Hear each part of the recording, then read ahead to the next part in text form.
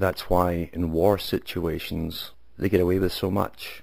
People give up everyday rights, thinking it's for the greater good. And the governments have a field day with that. They love to take away rights to make themselves feel more secure, because egotists that crawl to the top and stab their way to the top want power. And those who crave power think everyone else must be the same as themselves, so they become ultimately ruthless.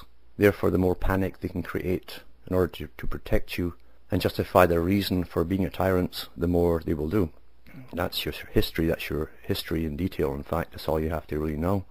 Same techniques over and over again. Well, the individual can do a lot. It's not a matter of going out and evangelizing to those you know best.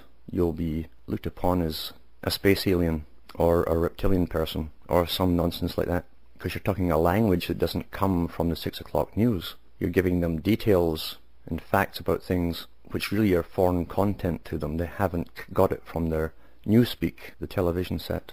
If it came on the television set, then they would listen and they'd talk and converse about the subject. But if you're telling them things which are not from that 6 o'clock news, you must be talking from another planet. So don't evangelize to those around you unless you want to alienate them from you. And why cause trouble for yourself that way when it's pointless anyway? You must seek out those who are asking questions. It doesn't mean that you'll end up on the same path necessarily by teaching them or exchanging views, but at least you can get certain topics broached and you can bounce ideas back and forth.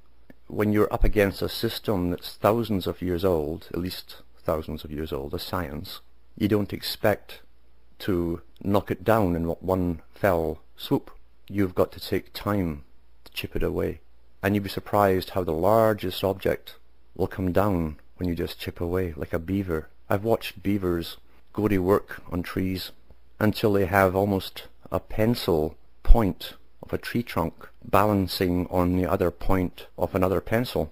That's what it looks like. And they are terrific engineers. They know how long it's going to take to finish this tree.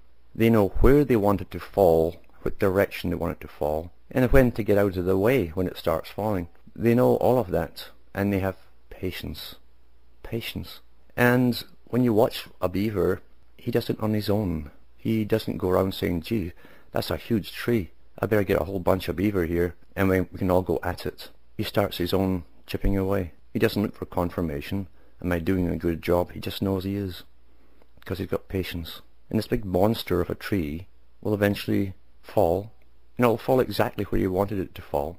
And afterwards he doesn't look round for applause. He's done for what was for him a natural thing. The largest things can fall by the acts and the patience of someone who puts some life into what they're doing. When you realize there is a real war going on, very deceptive, well camouflaged, but you understand what it is, and you realize that everything else takes second or third place, then you start putting your life into something that's real and worthwhile.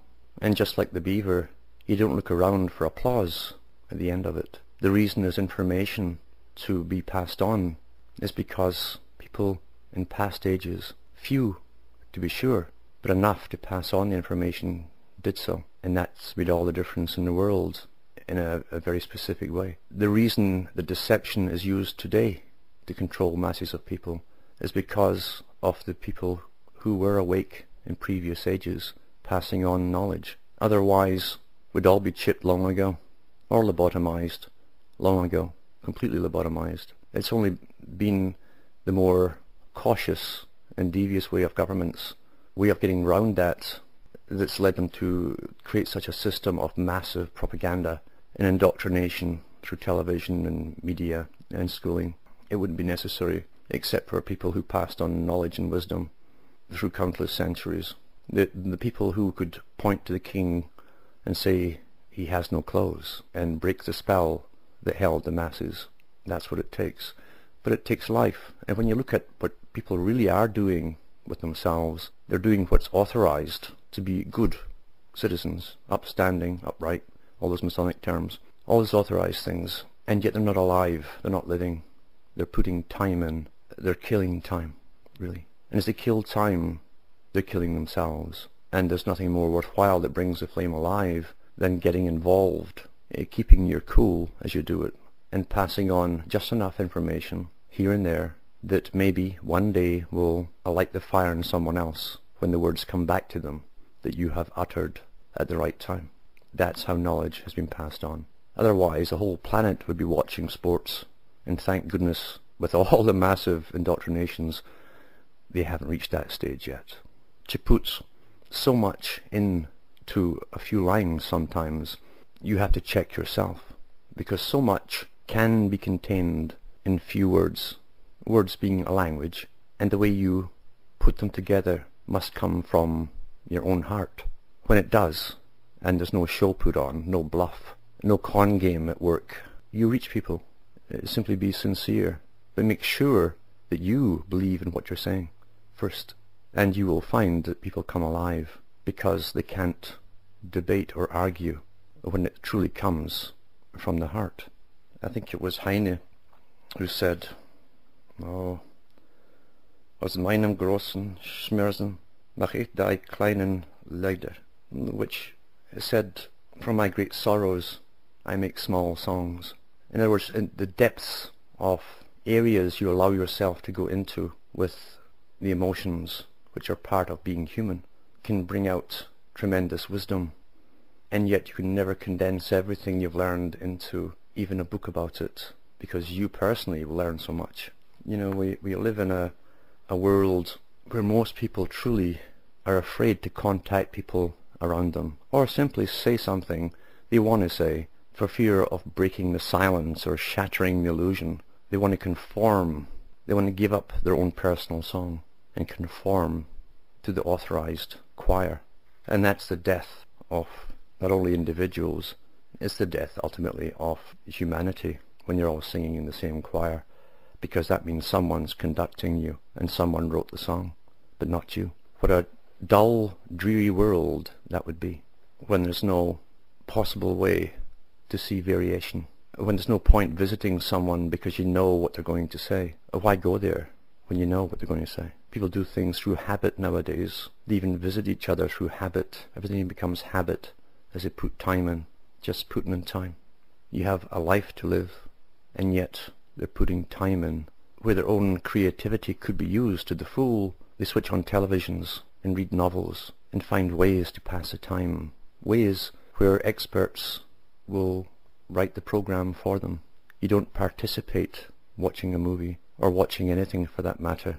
You're being downloaded by someone who sat down to write something, and now it's been downloaded into you. Not so much because you're interested in it, but because you want to pass the time, to pass away the essence that is living. When children were cooped up at one time, before they had computer games and sat and fiddled with their thumbs and fingers with a little plastic thing, they used to go outdoors and burn off their energy. Mind you, they were a bit fitter. They didn't have all the modified food, not as badly anyway, that we know of, and they didn't have as many inoculations, so they had energy to burn, but they were never bored, never bored. It's scary today to talk to a lot of youngsters, the ones who do sit with their games and twiddle their fingers with the plastic thing, and have their eyes fixed on something, a screen. And if they don't have that game, or they've done it so many times, they'll sit there and they'll sigh. If you ask them what's wrong, they'll say, I'm bored. Here they have a life to live. When you're young, you think you'll live forever. Death is a foreign concept. It's more so today, now that you don't see anyone who's dead. Everything is sanitized and taken care of somewhere else. But they've one life to live, and they're bored. Already bored. To go somewhere and see things or look or think for themselves is almost a foreign idea to them. They've grown up to believe that you pay for entertainment, you pay money. If you don't pay, then it cannot be valuable. So they always want money to go and visit things and see things. It would never occur to them to simply get out into the country and hike through a forest on their own. They're bored. Boredom. Their song, if it ever was there, is now quenched already, because the song in a person is your fire. It's the driving force within yourself. It gives you the inquisitiveness. It gives you the yearning to be excited and go and look and see and do. And eventually they'll be world weary, where the cares of this world will be so overwhelming as they go through the years, they'll want to switch off themselves, because it's all so terrifying to them. Most of all the fear-mongering in all ages is fabricated nonsense, most of it. Not all of it, but most of it. And we cannot allow that to get us down until our fire is quenched.